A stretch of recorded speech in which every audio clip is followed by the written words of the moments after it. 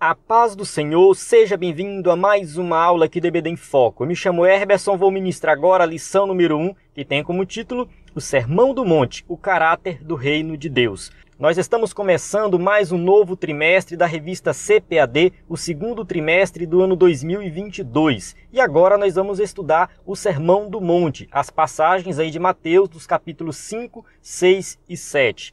Esse tema é um tema muito importante e muito relevante. Eu gravei um vídeo falando exclusivamente dessa revista. Vou deixar esse link, o link desse vídeo, na descrição aqui para você clicar e assistir. Está disponível aí no nosso canal do YouTube. Você vai ver lá uma análise que eu faço da revista como um todo, indico alguns livros.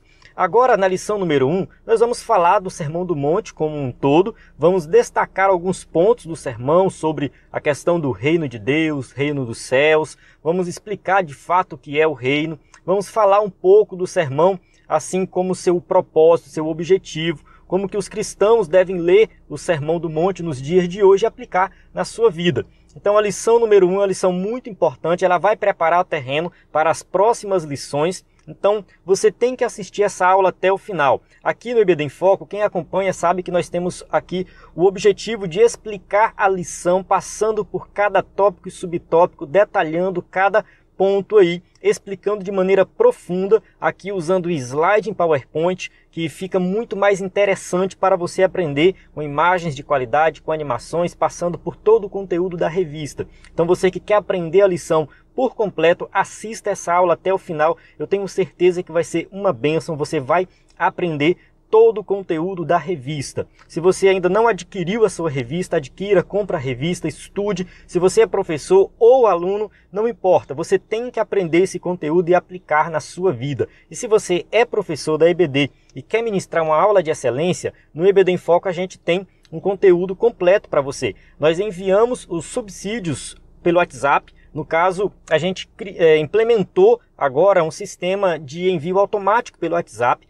Está dando certo, de vez em quando tem alguns errinhos, mas está dando certo. Então você pode mandar uma mensagem para o nosso número, receber subsídios. Você pode mandar, quero receber os subsídios. Enfim, fica do jeito que você quiser escrever, mas tem que escrever receber subsídios. Tá? Tem que escrever assim. Nosso número é esse aqui, 94 98409 2869. Na descrição do vídeo eu vou deixar um link que você clica e já vai aí redirecionado direto para o nosso WhatsApp. Mas se você não achar o link, salve esse número, manda uma mensagem para nós que você vai receber o link do nosso grupo, vai participar conosco e recebendo todo o conteúdo em primeira mão. Nós temos o slide em PowerPoint, que é esse slide que eu uso aqui na aula. Você pode adquirir esse slide e ministrar uma aula de excelência na sua igreja com slide. Nós temos aula em PDF, aula em áudio e cursos para professores da EBD, tudo isso disponível no nosso site. Além do mais, quem é assinante também tem acesso aos slides, né? O assinante tem acesso aos slides, os sermões em PDF, curso básico de teologia e cursos diversos. Então dentro do EBD em Foco a gente tem um conteúdo que é totalmente gratuito, que no caso é esse aqui, aula em vídeo, áudio, PDF, esse treinamento ele é gratuito. Então você acessa o nosso site, no menu do lado, no menu acima, você já vai aí ter acesso a esse conteúdo gratuito. Se você quiser fazer assinatura para ter acesso ao conteúdo mais completo, que são os slides, sermões e os cursos, aí você faz assinatura, tem toda a explicação lá no site. Também, qualquer dúvida é só entrar em contato conosco no WhatsApp.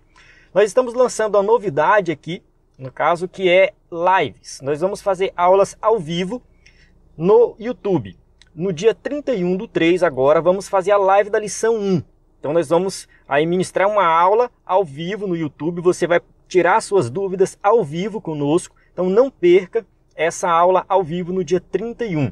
No dia 14/4 nós vamos fazer uma live do curso de teologia, que você pode aprender teologia conosco. Então já está marcado essas duas, você já está convidado. Eu não coloquei o horário aqui porque a gente não definiu, mas muito provavelmente será às 9 da noite. É um horário que a maioria consegue participar, né? Quem não vai para o culto tem o tempo para assistir, quem vai para o culto às vezes volta do culto 9 horas e ainda pega uma parte da live.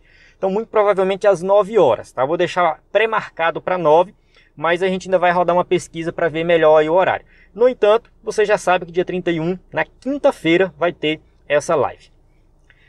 Vamos para o conteúdo da lição. O texto áureo diz assim: Bem-aventurados sois vós, quando vos injuriarem e perseguirem, e mentindo disserem todo mal contra vós por minha causa. Mateus 5,11. Verdade prática, o Sermão do Monte revela a ética do reino de Deus que forma o caráter do cristão. Para quem deseja ser chamado discípulo de Jesus, não há alternativa senão praticá-lo.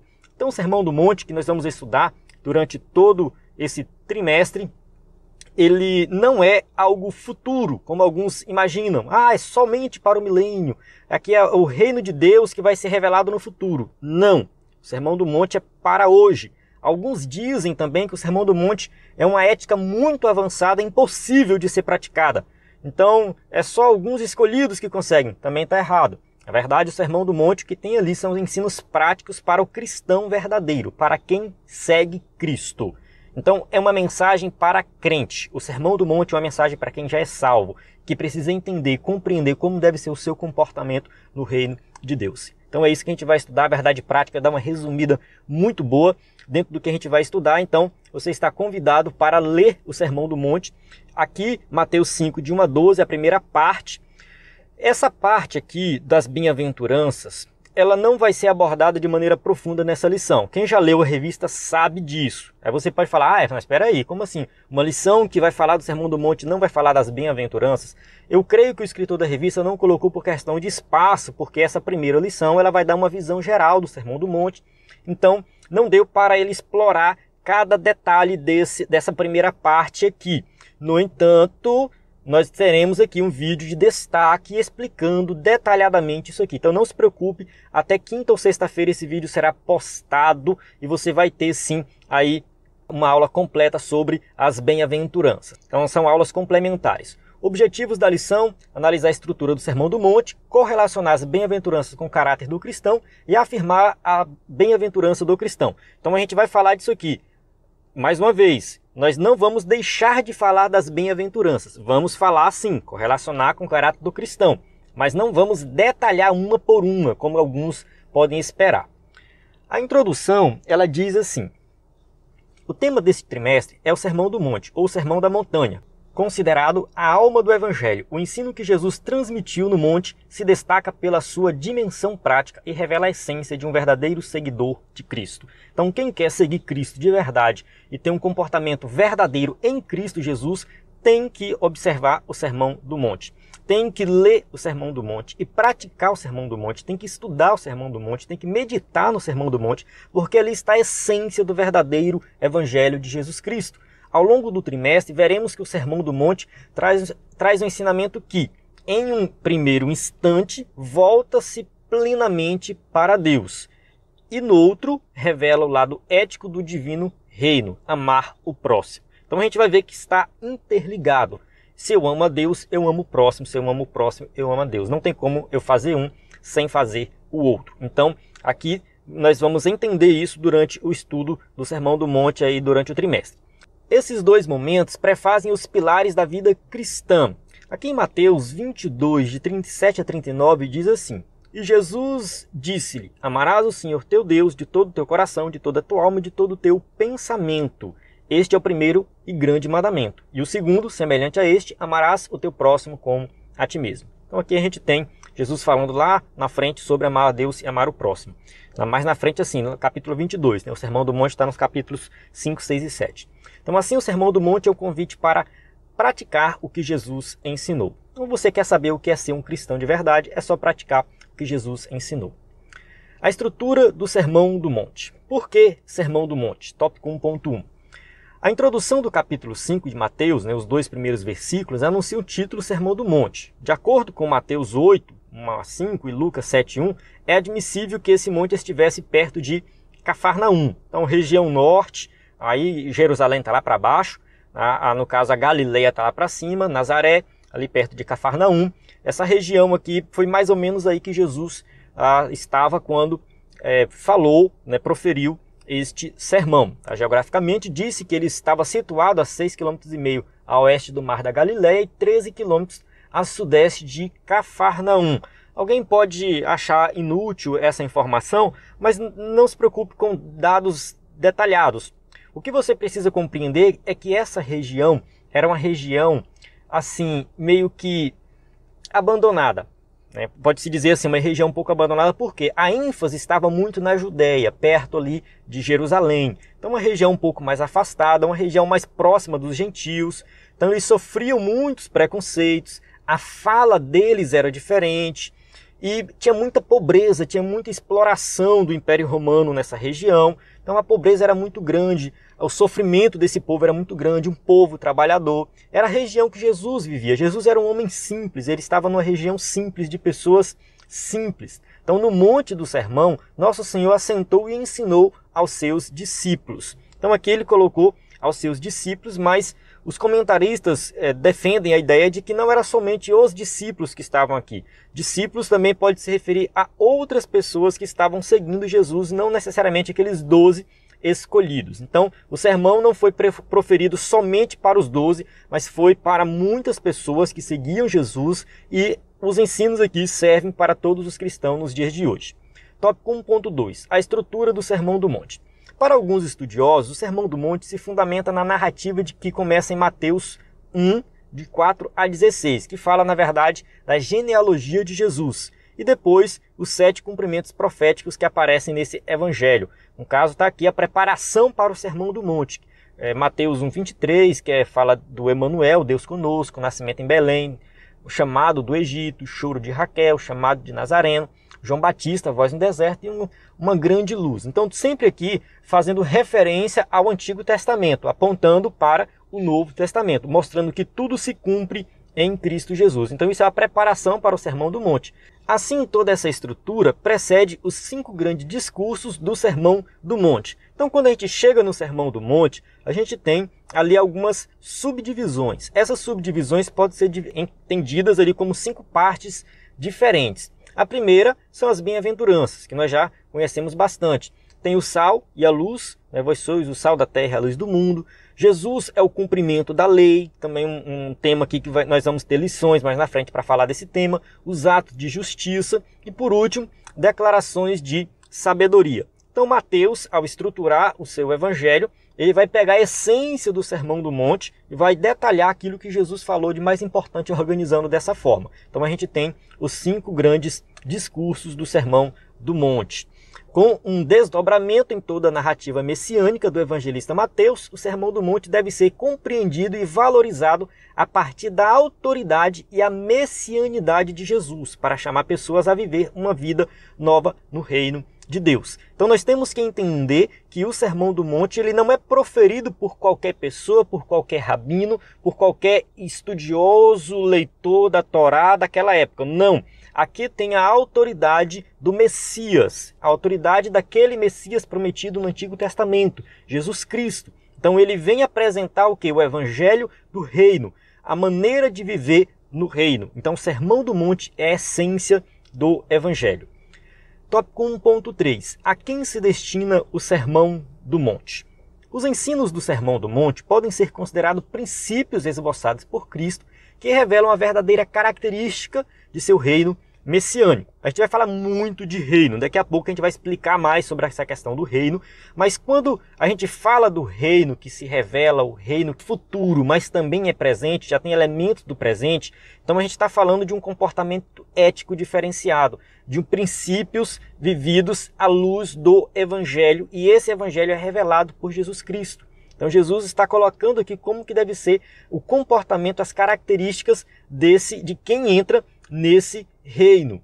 A princípio, podemos dizer que o Sermão do Monte foi direcionado aos discípulos, mas também a boa parte da multidão que o ouvia. Aquilo que eu falei anteriormente. O escritor da revista colocou lá somente discípulos, mas aqui na frente ele já detalhou um pouco mais, colocando que tinham o quê? Pessoas além dos discípulos. Lucas 6,17, que é uma passagem paralela ao Sermão do Monte, diz assim: e descendo com eles, parou num lugar plano, e também num grande número de seus discípulos, e grande multidão do povo e toda a Judéia, e de Jerusalém, e da costa marítima de Tiro e de Sidom. Então tinham pessoas de várias regiões. Ele estava ali na Galileia, mas tinha pessoas da Judéia, de Jerusalém, de Tiro e de Sidom.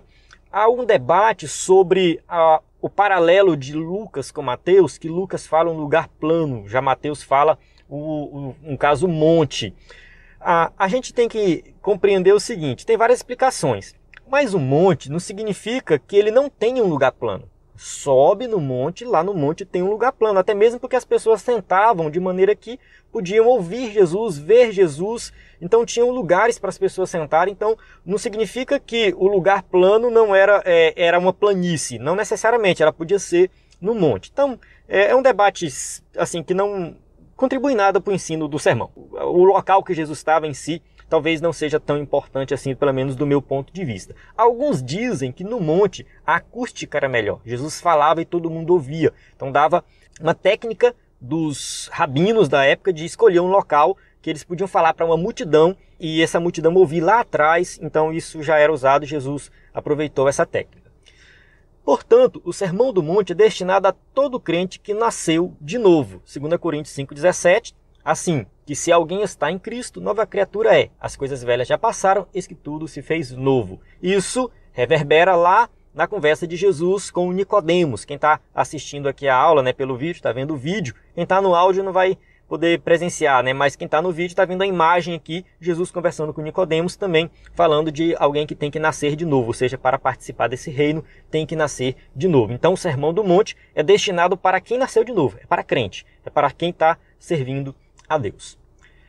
Tópico 2. As bem-aventuranças e o caráter dos filhos de Deus. 2.1. O que são as bem-aventuranças? A expressão bem-aventurados é um adjetivo plural grego makarioi, que significa felizes. Então, bem-aventurado do grego, makarioi, felizes. Então, é uma tradução que pode ser equivalente. No entanto, alguns teólogos preferem não traduzir como felizes, porque o termo felicidade nos dias de hoje traz muito a ideia de algo interior, algo individual, algo percebido pela pessoa, um estado onde a pessoa se considera feliz, assim, eu estou feliz. A felicidade é algo intrínseco, interno da pessoa. Então, no caso, a gente tem esse conceito de felicidade nos dias de hoje. E a bem-aventurança parece ser algo mais externo, tipo, Deus te considera bem-aventurado, tu és bem-aventurado diante de Deus.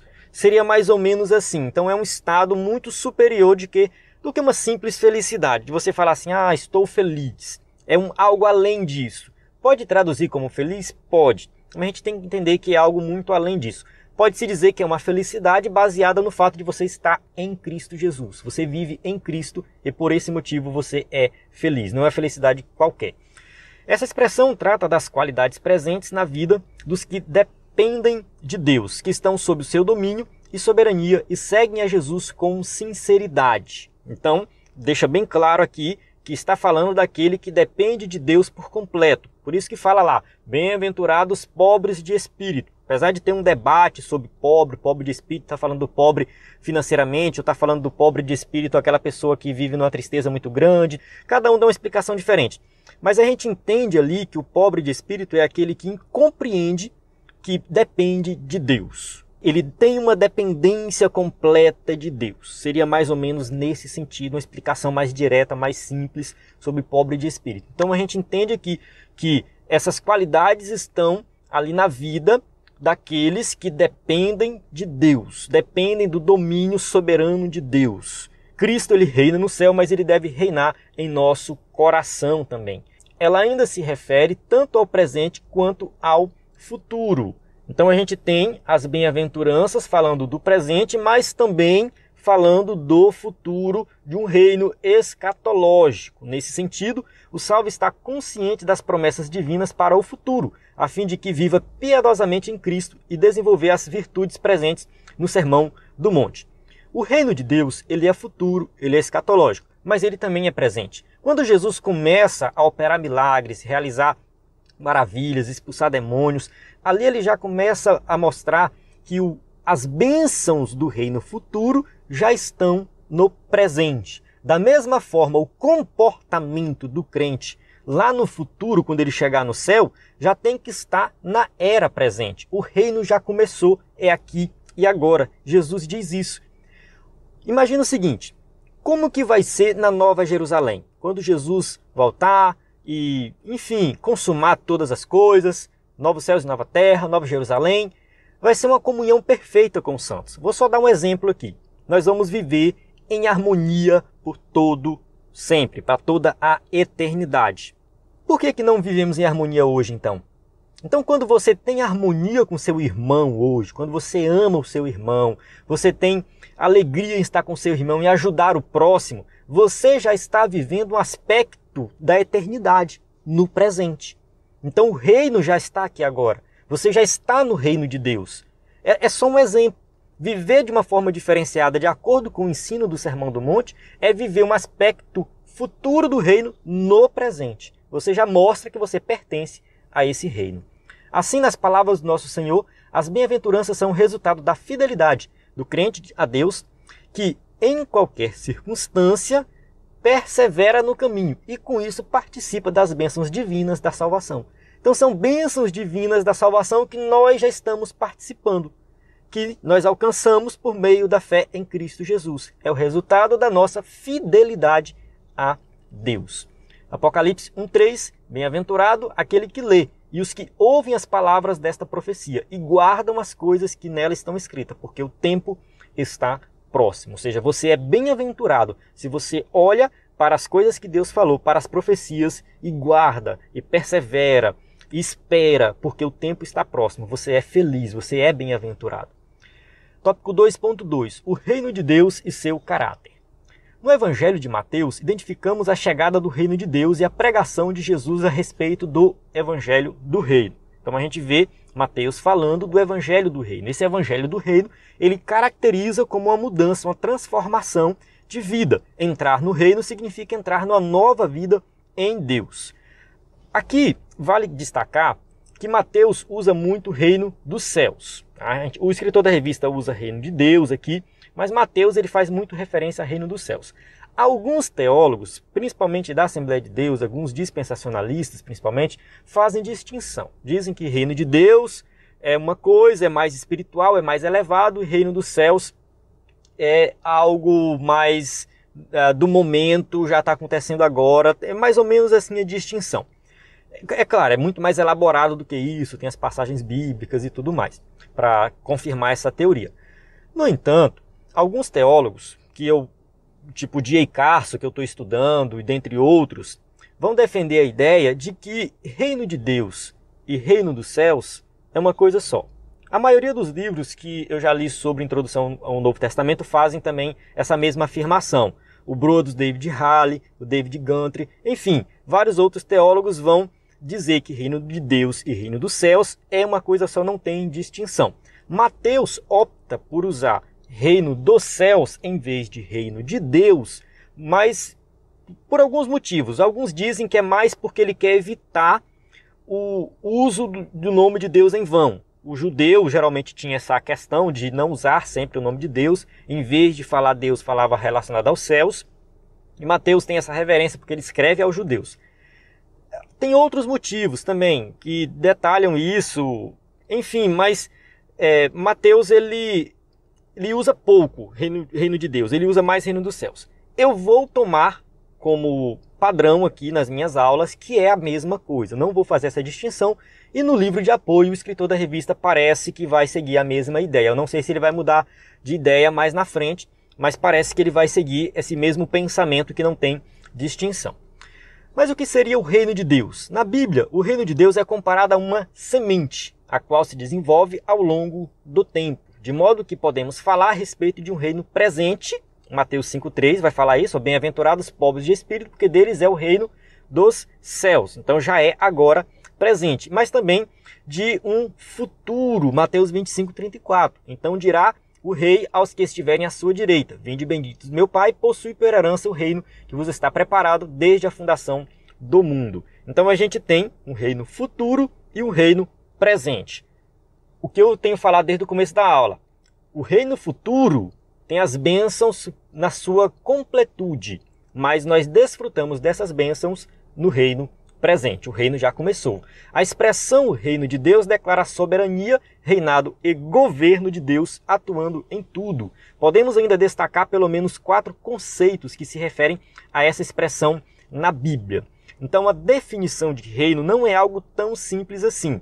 O reino de Deus está falando o quê? De que Deus é soberano e reina sobre todas as coisas. quem entra nesse reino, quem participa desse reino, é aquele que crê em Jesus, deposita a confiança da salvação em Cristo e vive uma vida diferenciada. Então vamos destacar aqui 4 conceitos que estão relacionados aí ao reino. Primeiro, o reino do coração, o reino no coração. Um reinado que ocorre dentro do coração da pessoa que se rende à soberania de Deus. Então Deus já reina em nossos corações. Lucas 17, 21. Nem dirão, ei-lo aqui ou ei-lo ali, porque eis que o reino de Deus está entre vós. Então o reino de Deus já começou, Cristo já reina. Fala também da chegada do reino como salvação. Quando a pessoa passa pela experiência salvífica e desfruta de bênçãos tanto espirituais quanto materiais, reconhece e obedece ao grande rei. Marcos 10, 25 e 26 diz assim: é mais fácil passar um camelo pelo fundo de uma agulha do que entrar um rico no reino de Deus. E eles se admiravam ainda mais, dizendo entre si: quem poderá, pois, salvar-se?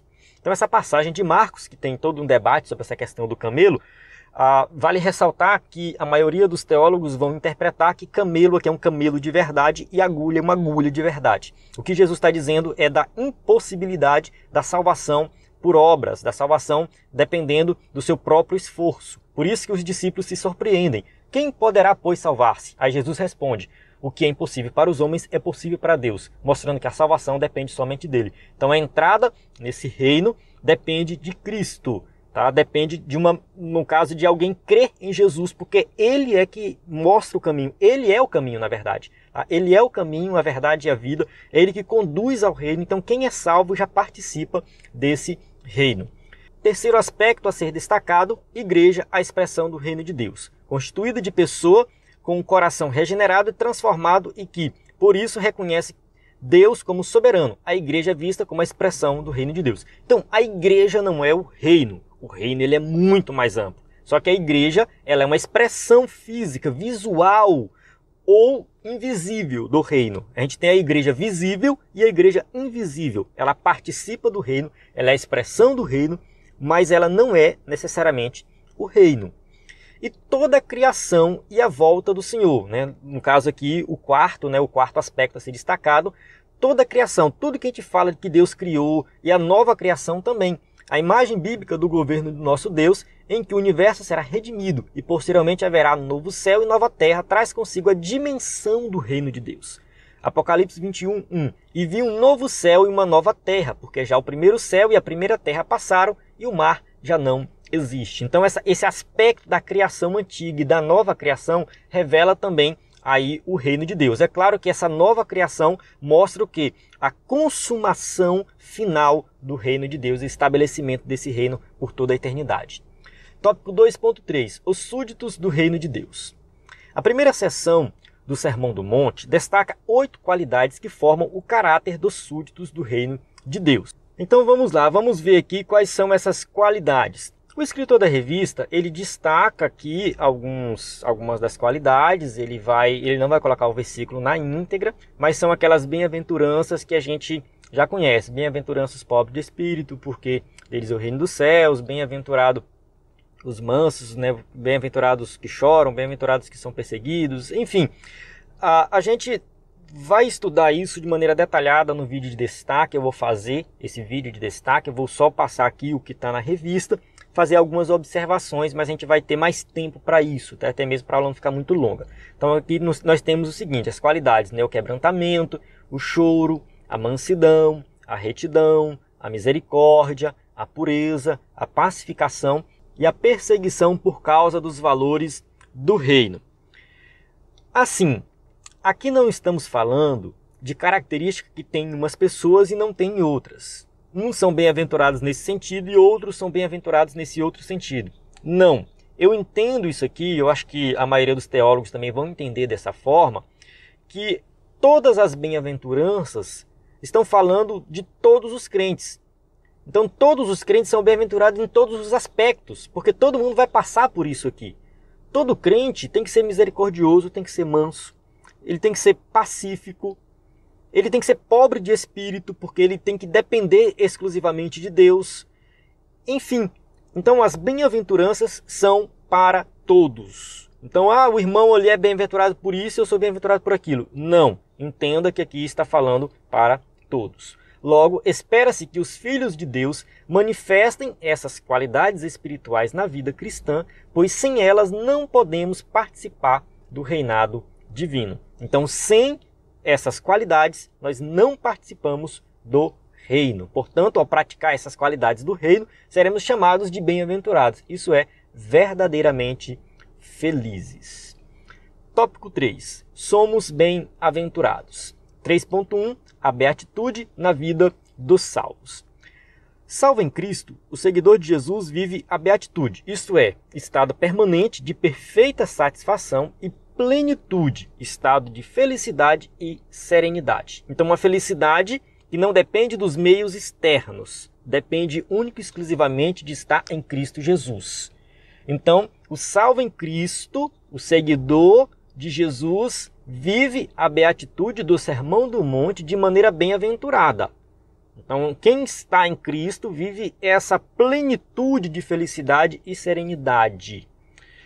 Isso ocorre porque o discípulo de Jesus desfruta do favor de Deus e manifesta atitudes que mostram coerência com a ética do reino de Deus. Humildade, mansidão, retidão, misericórdia, pureza, pacificação, disposição para o perdão. Então, essas atitudes são atitudes que devem fazer parte de todo aquele que quer participar do reino. Essa é a ética do reino. Então, quem participa do reino tem que desenvolver todas essas atitudes aqui. São atitudes práticas no dia a dia. Por esse motivo, somos bem-aventurados. É possível todo crente agir por meio dessas atitudes, pois quem passou pela experiência da salvação é transformado interiormente pela palavra de Deus, o que diz em Hebreus 4:12, porque a palavra de Deus é viva e eficaz e mais penetrante do que qualquer espada de 2 gumes, e penetra até a divisão da alma e do espírito, das juntas e medulas, e é apta para discernir os pensamentos e intenções do coração. Nós já estudamos sobre a palavra de Deus no trimestre anterior, e agora estamos aplicando isso na nossa vida. Então, se a palavra nos transformou, se a palavra mudou nossa vida, é através da palavra agora, estudando a palavra, que nós vamos ver como que deve ser o nosso comportamento. É possível sim aplicar o Sermão do Monte na prática nos dias de hoje, somente se você for transformado. Mas é possível. 3.2. A prova de que o cristão é bem-aventurado. O cristão que pratica as 8 beatitudes do Sermão do Monte domina o eu carnal e vive em Cristo. Entra numa nova dimensão espiritual e vive a bondade de Deus. Eu falo muito dessa questão da dimensão porque eu entendo que o crente agora ele vive de fato numa dimensão diferente, num mundo diferente. Ele está no reino de Deus, ele pertence a esse reino. Ele está numa, como Paulo diz ali aos Colossenses, acho que Colossenses 1:13, ele nos transportou do reino das trevas para o reino do Filho do seu amor. Então é um reino diferente.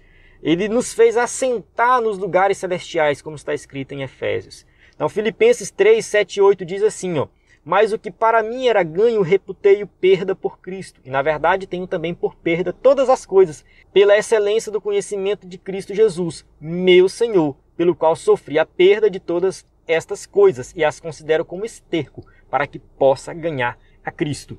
Então o cristão, ele abandona toda a vida de passado, como Paulo falou aqui. Tudo aquilo é perda.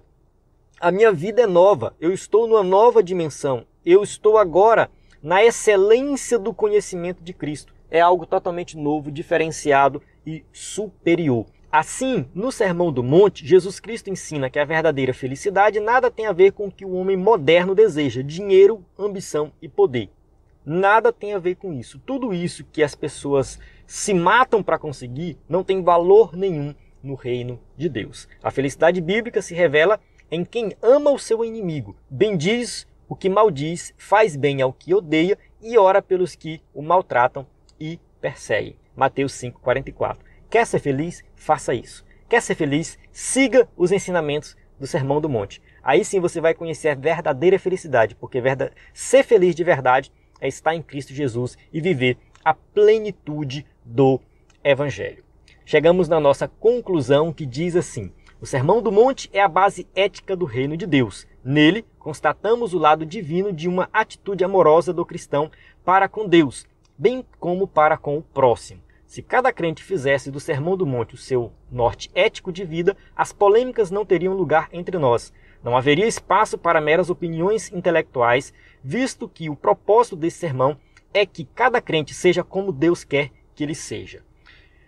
Bem, é muito claro aqui na nossa conclusão que viver baseado no que Jesus ensinou, principalmente na ética do Sermão do Monte, é viver uma vida diferenciada, é viver no nível superior. Eu quero fazer uma aplicação aqui que pode ser um pouco polêmica, mas está relacionada a muitas coisas do dia a dia, que é a questão da política. Estamos em ano eleitoral, muitos debates políticos, e eu vejo muitas pessoas defendendo o lado A ou lado B, não vou citar aqui, como sendo aquele que é mais próximo do evangelho, ou aquilo que é baseado no verdadeiro evangelho. Então, o crente tem que votar no candidato fulano de tal, porque se ele votar no outro, lá ele está pecando. E aí o outro lado fala a mesma coisa. Eu discordo completamente disso, porque eu entendo o evangelho como algo muito superior. A ética do evangelho nem se compara com as ideologias políticas atuais. Nenhum candidato, nenhum político, nenhum partido, nenhuma ideologia chega próximo do que é o evangelho. Entende? É muito longe. E se a gente fosse pensar em valores numéricos, era como se a gente tivesse assim de 1 a 1 milhão e o evangelho valesse 1 milhão e as ideologias valessem 1 ou 2, entende? A distância é muito grande, tá? É muito grande, é muito imensa. Para você falar assim, está próximo do evangelho. A ideologia tal é muito próxima do evangelho. Se o crente votar no partido tal, ele está pecando, ele não é de Deus. É minimizar muito o evangelho. Você associar o evangelho a essas ideologias e a políticos. Seja um político crente, pastor íntegro, seja o que for. Ele está muito longe do que é o evangelho. Então, a gente tem que tomar um pouco de cuidado, porque dentro dessa polarização política, nós temos crentes salvos em Cristo Jesus dos dois lados. E é um erro muito grande, às vezes, a gente demonizar um lado, porque a gente não sabe as motivações da pessoa para votar naquele candidato ou naquele partido ou defender aquela ideologia. Então a gente pode ferir um irmão em Cristo. Isso é uma característica de falta de amor. Então a gente tem que ter muito cuidado com isso. Defenda o seu político, defenda a sua ideologia, pode fazer isso, fique à vontade para fazer. Você não somente pode, mas como deve fazer uma defesa, mas muito cuidado para não colocar o evangelho nessa defesa. Defenda falando das obras que foi realizado, da atitude que ele tomou, mas jamais falando assim, isso aqui é mais próximo do evangelho e se você não votar nesse candidato, você não crê em Deus, você não é crente. Eu não concordo muito com esse pensamento. Eu penso que você está diminuindo e minimizando o verdadeiro evangelho de Cristo Jesus. Tá? Fazendo essa pequena observação que serve também um pouco de desabafo diante de tudo que está acontecendo, mas que eu acho que nós temos que amadurecer nesse sentido e entender que o evangelho é muito superior. Eu gosto muito de estudar a Bíblia, eu gosto muito de estudar o evangelho, eu gosto muito de estudar o Sermão do Monte, porque eu sei que isso aqui é superior a qualquer ideologia, qualquer político, qualquer mensagem humana, qualquer coisa criada aqui na face da terra. Porque é uma mensagem divina, veio do próprio Cristo, o Messias enviado, para salvar a nossa vida, nos livrar do pecado, nos levar para a eternidade, para o seu reino eterno. Amém? Então eu encerro aqui a aula. Tem aqui as perguntas que quem vai usar o slide pode usar essas perguntas na sua igreja. Tá? Mais uma vez reforçando o nosso conteúdo exclusivo, gratuito, conteúdo da assinatura. Então nós temos tudo que você precisa para ministrar uma aula de excelência. Contamos com sua participação. Fique conosco, participe conosco nesse trimestre. Eu tenho certeza que vai ser uma bênção e Deus vai abençoar grandemente a vida de cada um. A paz do Senhor. Até a próxima aula.